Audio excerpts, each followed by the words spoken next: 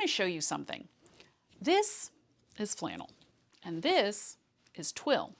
I washed each of these fabrics, separately of course, the same way I planned to wash and dry the finished garments that I was making from them, or at least planned to make. Let's just say the fabric that I put into the washer was not the same quality that came out of the dryer. But this is good news, and I'm going to be going through all of it and explaining why it's better to know before you sew. And if you're one of those people who just wants to take your fabric home, cut out your pattern, sew it all up, and you think pre-washing is just that extra step you don't need, this video is for you. Hi, I'm Tony, and this is Sew Lounge. Now, you may be thinking like, pre-washing, do I need it? Is it necessary?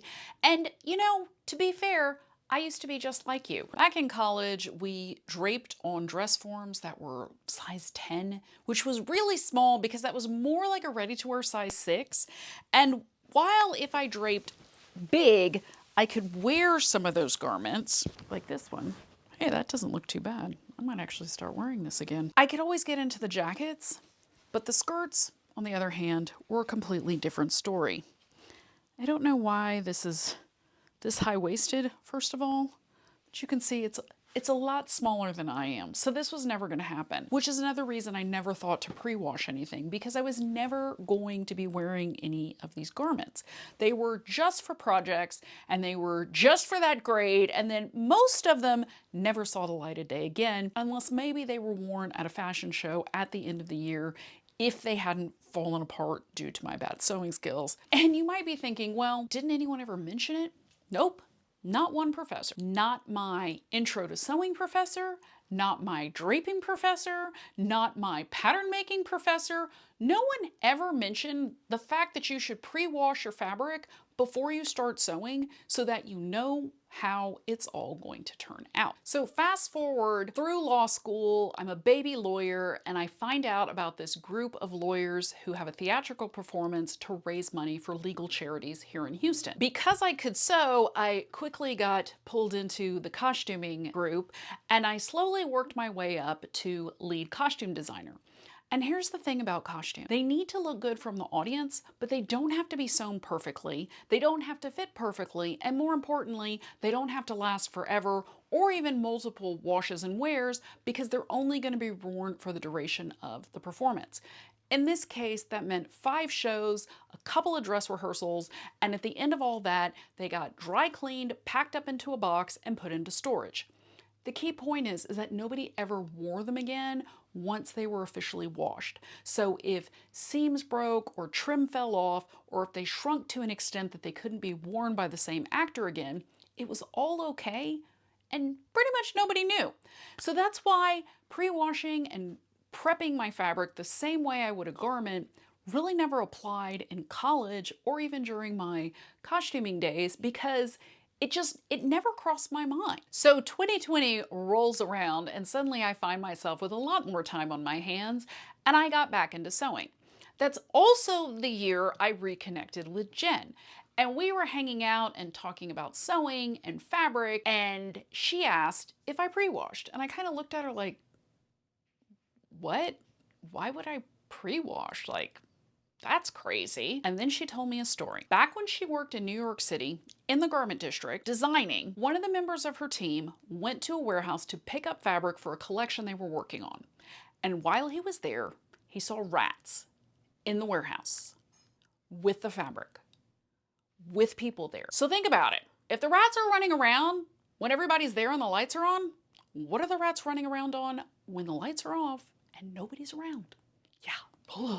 He told her that he never wore anything that wasn't washed first based on that experience. Even after Jen told me this story, and I knew I needed to pre-wash and dry my fabric before I cut it out, I still had to create the habit because I just didn't do it naturally. And so I had to constantly remind myself of, hey, if you're gonna sew, you need to pre-wash. And now it's kind of become part of the whole process. Everybody has their own system, so you figure out what's right for you if it's not something you're doing yet. And if you are pre-washing, let me know your process in the comments below. But one thing I started doing to help me remember if I've pre-washed or not is serge the edge of the fabric.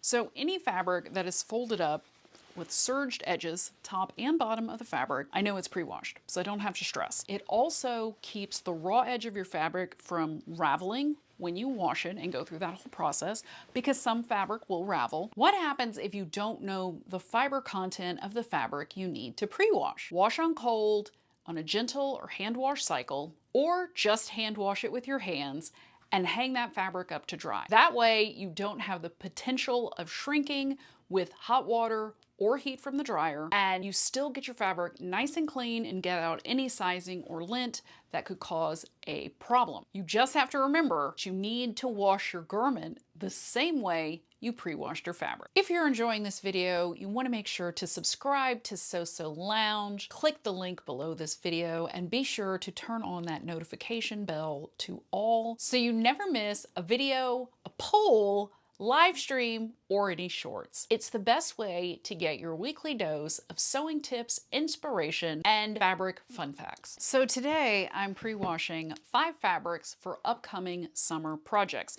Now, I took the time to measure each and every one of these because I want to measure the exact percentage of shrinkage, if any. I usually buy 3 yards of fabric just as a rule, and most of these are around 3 yards, but I did want to get an exact measurement on every one. This is a cotton plaid. It's 100% cotton. It is a woven plaid, so the yarns are different colors that are woven into the fabric. The back is the same as the front. I do expect a little bit of shrinkage with this. It is not a super tight weave. This is 3 yards and 3 3/4 inches. Like I told you, we're being real specific here, so we can go back and measure. Next up, I've got this double gauze. This is from Joann's. This is 2 yards, 3 inches and a half. Now, the thing about double gauze is it's like 2 layers of gauze that are held together with some extra stitches. I do expect this to shrink a little bit. It's a very loose weave. There is some natural stretch in it, and so we'll see what happens. I do have a little over the 2 yards that I need to make my pants, so we should be good if it doesn't shrink very much. Next up, I have this gorgeous Trina Turk voile. This is 44 inches wide. I have 4 yards, 5 3/4 inches of this fabric. This is high-end dead stock. I do not expect this to shrink very much, even though it is 100% cotton, and even though the weave is on the loose side. These higher-end fabrics tend to just hold up really well. I have not noticed much, if any, shrinkage in other high-end fashion dead stocks that I've used, so I expect this one to behave pretty much the same. This is another Trina Turk fabric, 100% cotton. This is a basket weave, which tends to be a little bit of a looser weave. This is a little bit stiffer fabric, but it does have some stretch horizontally, partially because of the type of weave. And I have 3 yards, 15 3/4 inches of this fabric. And last, just for fun to wash something that's not cotton, I have this poly spandex knit. This is from Joann's. I have 2 yards and 5 inches of this, and I do not expect this to shrink at all. There might be some dust or sizing in it. I don't know how long this was at Joann's before I bought it. Now, some of you may be watching this thinking like, Tony, I don't know, really, does it really matter? Maybe you're sewing something that's oversized, and if it shrinks an inch or 2 in every direction, it doesn't really matter because you got plenty of ease there, and that's gonna all work out on its own. Now, here's the thing. You're not just pre-washing to see if your fabric shrinks once you wash and dry it. There are a lot of other reasons to pre-wash, because you want to make sure that your fabric is going to hold up in the wash and that it has good abrasion resistance and that the quality and texture of that fabric is going to stay the same after you wash it. We'll get to some examples in a minute. Next objection might be, well, I'm using mercerized cotton. Okay, that's great, and you can find mercerized cotton. I did buy some on the Mood website not too long ago, but you still want to wash it and make sure that it's dye fast and that it holds up in the wash, because a lot of fabrics are treated with sizing to help them have a certain stiffness on the bolts so that they look nice and they present well on camera, but you don't necessarily still want that in the fabric when you go to sew it, because once you wash it that first time, the hand and the drape of that fabric might change dramatically. If your fabric softens up after one wash, I'd rather know when I sew it than after I have gone through all the steps of making something and then finding out after the fact, and now it looks wrong because I thought it had a certain hand and drape, and now that it's been washed, it's a lot softer and doesn't have the same look that I originally intended. Maybe you're thinking, I just bought this fabric, so it should be clean. Aside from the rats from the store we talked about earlier, I bought some fleece at Joann's. I was making blankets with it. It was a whole project I was doing for a friend. I was laying out all the fleece to get ready to cut it into, the right sizes. I was sneezing. You could visibly see the dust motes floating in the air because this fabric had been sitting on the shelf for so long that it started accumulating dust. That's when I was like, oh, I need to go pre-wash all this fleece, because I hadn't really thought about it in that context of there's actual dust and dirt in this fabric that's going to go into my sewing machine and make it angry. So I washed all of it, and I'm glad I did, because a lot of lint and dust came out of it, and that helped prevent it from going into my sewing machine. You don't really know where your fabric's been before it gets to you, so pre-washing is always a good idea. You also want to pre-wash to get the fabric back to its original shape. Fabric is on a bolt, it can get off grain, it can start having like kind of a bias pull in it, and washing it helps it get back to that original shape, get it back on grain a little bit better than if you were just trying to get it on grain straight off the bolt. So let's come back to these fabrics.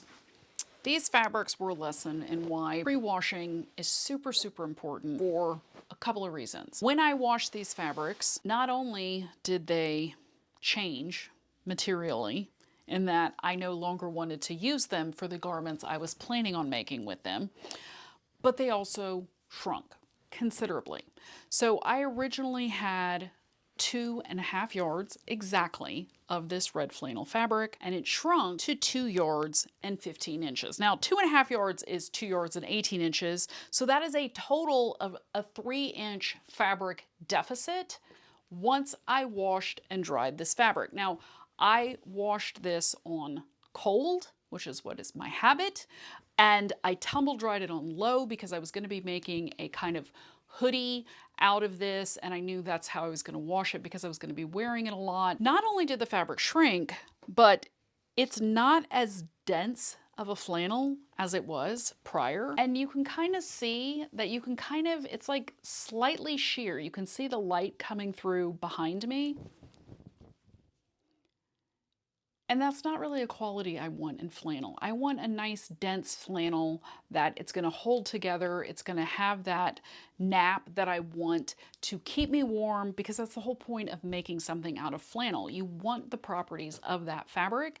And when washing pulls out a lot of those fuzzy fibers and leaves it in your dryer, you start to think that this wasn't even wearing this. This was just a very gentle basic wash, and the fabric's already looking like it's been washed and dried 100 times.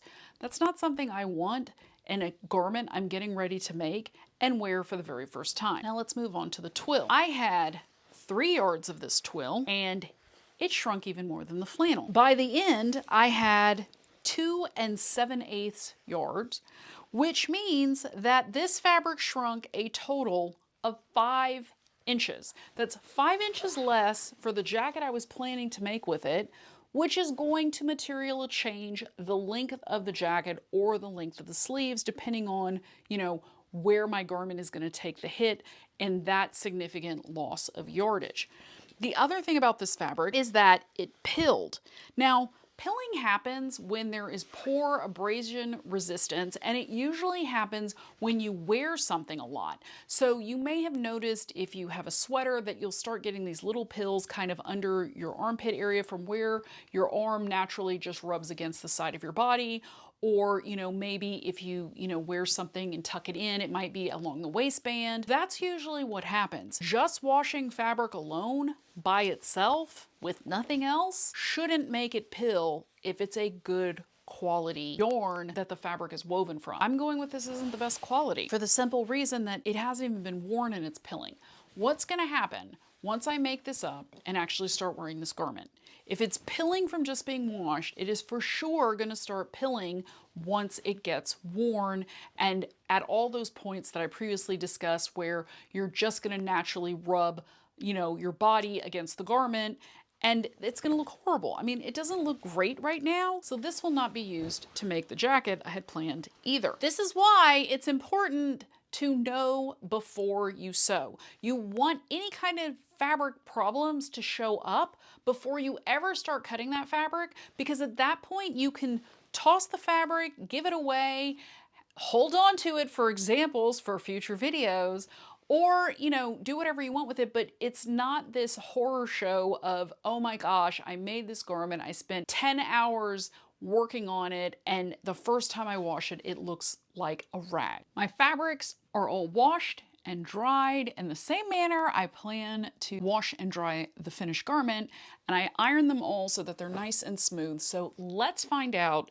if and how much any of these fabrics shrunk. I washed all of these fabrics on cold with a gentle detergent, and then I tumble dried them on low, with the exception of the polyester knit. I did hang that up to dry. Whenever I make a knit dress, I wash it in the washer and then I always hang it up to dry. To get started, we have the cotton plaid. The original plaid was 3 yards, 3 3/4 inches. So I have my handy yardstick up here. So that's 3 yards and 1 inch, or just a little over an inch. It's like an eighth past an inch. That was 3 yards and 1 1/8 inches. So that shrunk 2.5 inches, which is good to know now. It's now pre-washed, so that means I can make my skirt and there will not be any additional shrinkage. And I only needed 2 1/4 yards for this pattern, so I have plenty of fabric. So that's another reason to always buy a little bit more than the pattern recommends. At the time I bought this fabric, I was not planning to make this skirt. So as a general rule, if I'm thinking about making a skirt, I usually get about 3 yards. It's also good for a knee-length dress. If I'm making a top, I usually will get about 2 yards, and that's for 45-inch wide fabric. If I'm getting 60-inch wide fabric, then 2 yards is usually enough for a dress that's knee length or a top, so that's generally just my rule of thumb. This is the voile from Trina Turk that I bought at Mood, New York, and originally we had 4 yards, 5 3/4 inches. So I know I have more than enough to make the top I want to sew, but let's find out if it shrunk. Oh, it's almost exactly 4 yards. We did lose some length on this. We actually lost 5 1/4 inches. So that's pretty significant if you are buying your fabric at exactly what the pattern says. Just another good reason to buy more. The reason I have more of this is because it was the end of the bolt, and so they made me a good deal on it. So for my blouse, which is this kind of boho one, I'm going to make the kind of probably a 3/4 length version of this, so I won't need quite as much fabric. But for the size medium in, let's say, blouse C, which is the full length, I need 3 1/4. So I have more than enough fabric, but just a reminder that you never know what's going to happen with the fabric, and when you're dealing with 100% cotton, there's variation between them. I thought the plaid would shrink a little bit more than the voile, and look what happened.